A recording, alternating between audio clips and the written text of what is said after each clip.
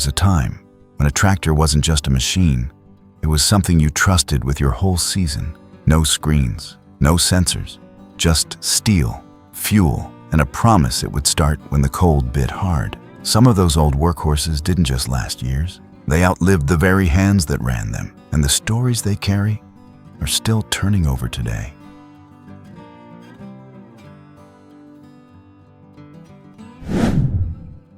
Allis-Chalmers WD45. There was something honest about the old Allis-Chalmers WD45, built in the mid-1950s, when farms were changing, but still needed a tractor that could do just about everything. It wasn't oversized, and it didn't pretend to be. Sitting right around about 45 horsepower, it had just enough muscle to pull a plow through stubborn soil or run a baler all afternoon without complaint. You could feel that tractor working through the seat, a steady, living vibration. Not rough, just constant.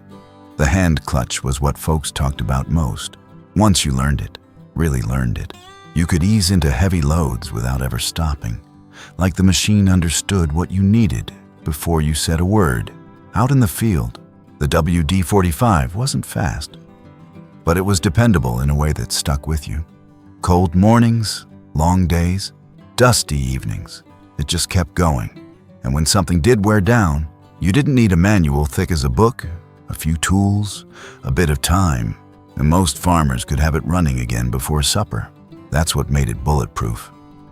Not that it never broke, but that it never stayed broken. It was built to be worked on, not replaced. You took care of it, and it returned the favor year after year. Some of those tractors are still out there now.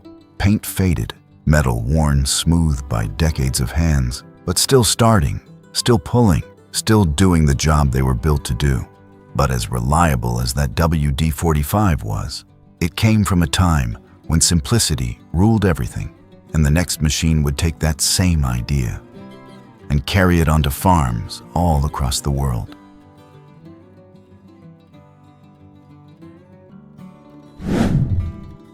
The Massey Ferguson 135. Now that was a different kind of dependable. Built through the late 1960s into the early 70s, it wasn't trying to be the biggest tractor on the farm. It was built to be the one you used every single day and trusted without thinking twice. Sitting at about 45 horsepower, it had a steady, even pull. The kind that didn't strain or surge, just kept moving forward like it had all the time in the world. You'd notice it the moment it started. A smooth, confident sound. Not loud, not hurried. The controls felt simple in your hands. Nothing extra, nothing confusing. Whether you were cutting hay, raking, hauling wagons, or working a small plow, the 135 just fit the job like it belonged there. And that's where its strength really showed. It wasn't built for one task. It was built for all of them. Day after day, season after season, it kept showing up, fuel efficient, easy to handle, and forgiving even when you pushed it a little harder than you should have. A lot of farmers would say, if you could only keep one tractor, this might be the one. What made it truly bulletproof wasn't just the engine. It was the way everything worked together. Simple systems, easy maintenance, parts you could still find without too much trouble. When something wore out, it didn't fight you. It let you fix it. Even now, you'll still see them scattered across small farms and back fields. Paint worn thin, tires replaced more than once. But that same steady rhythm still there under the hood. But that kind of all-around reliability wasn't limited to small farms, because the next tractor would prove that even bigger jobs could be handled with the same kind of stubborn endurance.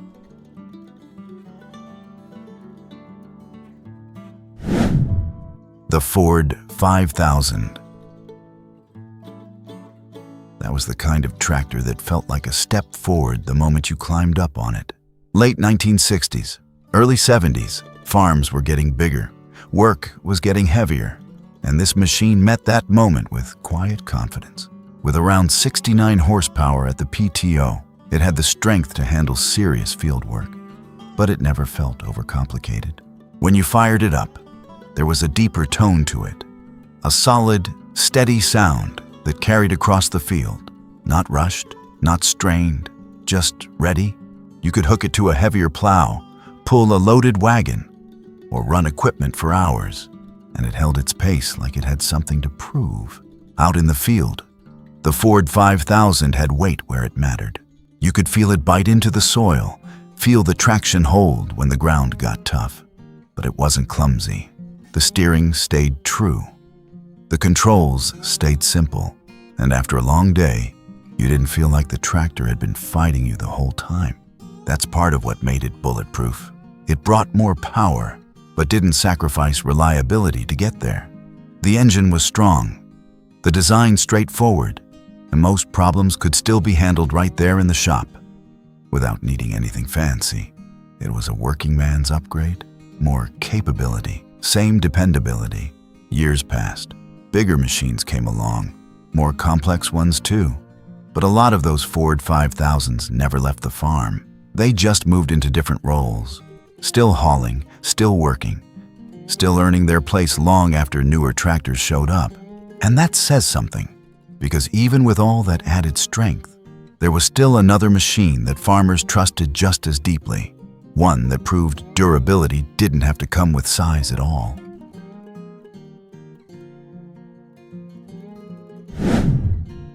The Farmall M. Now that was a tractor you didn't forget.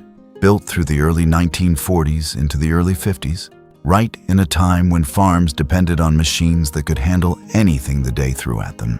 Sitting at about 38 horsepower on the PTO, it wasn't built for speed. It was built for steady, honest work. You'd hear it before you saw it. That deep, rhythmic exhaust, slow and confident, like it had all day to get the job done. Out in the field, pulling a plow through heavy ground. It didn't rush, didn't complain, just leaned into the load and kept moving. That kind of pull, it stayed with you. There was weight in that tractor. Real iron. You felt it in the way it held traction, in the way it stayed planted when the soil turned tough. And yet, everything about it was simple. No extra parts, no unnecessary systems. Just what you needed and nothing more. If something wore out, you could see it, understand it, fix it. That's what made the Farmall M truly bulletproof. It wasn't just durable. It was honest. It gave you exactly what it had, every single day. And if you took care of it, it would outlast the seasons, outlast the years, sometimes even outlast the farmer who first brought it home. Even now, you'll still find them sitting in barns or working small fields, paint faded to a dull red, metal worn smooth by decades of hands, but still starting when asked, still pulling like they always did.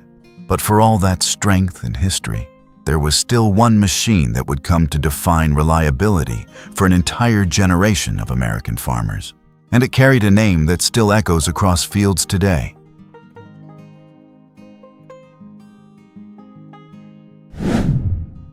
The John Deere 4020. That was the one everything else seemed to measure itself against. Built from the mid-1960s into the early 70s, it arrived at just the right moment, when farms needed more power, but couldn't afford to lose reliability. With around 95 horsepower at the PTO, it had the strength to handle bigger implements, yet it never gave up that feeling of control. When you turned the key, it came to life with a smooth, confident rumble, not harsh, not temperamental, just ready. Out in the field, whether you were pulling a disc, running a planter, or hauling grain, the 4020 held steady. It didn't surge or struggle. It just worked, hour after hour, like it knew exactly what was expected of it. You noticed it most on long days, the way it settled into its rhythm, the way the controls felt natural in your hands, the way it didn't wear you down. It had power, yes, but it delivered it in a way that felt dependable, almost patient. That's what made it truly bulletproof. It wasn't just built strong, it was built right. The engine held together, the transmission took years of use, and when something finally needed attention, it was still a tractor a man could understand, could work on, could keep alive. Even now, decades later, there are 40/20 still running across fields, still earning their keep, long after newer machines have come and gone. And if you ask the folks who've spent a lifetime around them, they'll tell you the same thing. Some tractors did the job, but this one stayed.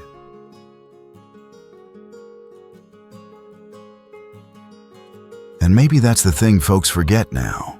It wasn't about horsepower numbers or how much technology you could pack into a machine.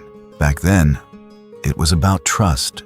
You climbed up into that seat before sunrise, and you believed, without question, it would bring you home by supper. These tractors, they weren't perfect. They rattled, they smoked. They wore their age in every bolt and panel, but they stayed. Through hard seasons, through good years, through changes in the land and the people working it, and long after newer machines came and went. But they kept turning over, like they always had. Because in the end, it wasn't just iron and fuel. It was something you could count on.